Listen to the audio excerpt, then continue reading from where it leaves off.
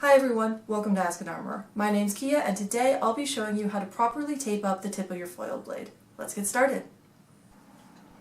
All you're going to need for this is your foil and your tip tape. This can either be official tip tape from a fencing vendor, or a more readily available option is 1-inch wide gaffer's tape, which can be found at many hardware stores. It is important to have the right kind of tape though, that it's thick enough and durable enough to have a good coverage, as well as that it has a type of glue that won't melt, get into your tip, and cause problems there later. I'd also recommend having a pair of scissors, pliers, or even a utility knife on hand in case your old tape gets stubborn. First, get your foil set up securely. If you have a table-mounted vise, this is a perfect time to use it, and it's my preferred method.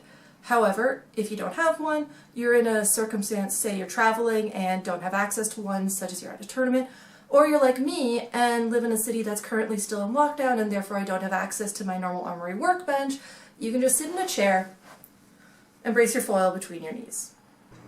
Once your foil is secure, go ahead and remove any old tape that's on your blade. It's important to remove tape between each time you tape your blade so that it doesn't get built up over time. I once saw somebody who hadn't realized to do this and had gotten so much tape on his blade that at a tournament it looked like he was failing the weight test when the weight was put onto his blade, but in fact it was just stuck on how much tape was there. Plus, it's just ugly having lumpy built up tape on your blade. Now, your tape should come off pretty easily just by pulling on it. But if it doesn't, you can go ahead and use your pliers to get a bit of extra grip on it, or use your scissors or your utility blade to help cut away small pieces. Always be careful when you do this though to aim sharp surfaces away from yourself so you don't hurt yourself. Once your blade is clean, go ahead and grab your tip tape and rip off a piece that's about the length of a $20 bill. For those curious, the official length required is 15 centimeters, but it's rarely measured unless it's egregiously off. Now, with the wire or grooved side of the foil facing towards you, line the short edge up of the tape just over the base of your barrel and the long edge up with the same side of the blade as your dominant hand. So if you're right-handed, line it up with the right-hand side and the rest of it sticking out to the left, and vice versa if you're left-handed. I'll explain why in a bit.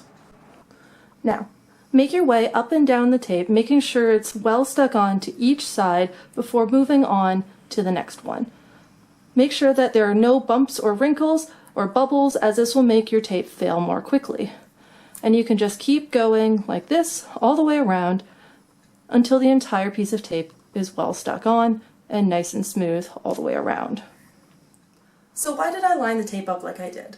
Well, for most fencers, the most common parry used is parry 4. This means that the face of your blade opposite to your dominant hand sees the most action and therefore has the most wear on the tape. So if you're right-handed like me, the left side of your blade will see the most action and vice versa for lefties.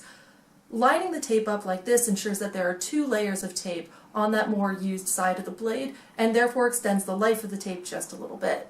It may seem like a small detail, but it could mean the difference between making it all the way through about or having to switch a blade halfway through because your tape failed. To finish, rip off another piece of tape roughly 3 centimeters or 1.5 inches long. Line the long edge up under the very edge of the barrel with the tail pointing in the same direction that we had the long edge pointing in earlier. Go ahead and wrap this down smoothly all the way around. By putting your tape on in 2 pieces like this, you also have much easier access to your tip screws, so you don't need to completely retape if you just want to do some tip work, such as cleaning it out or replacing the spring.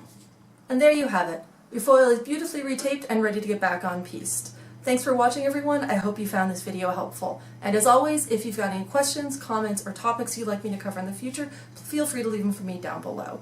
And because I think I have to say this, please be sure to like and subscribe. See you in the next one. Bye.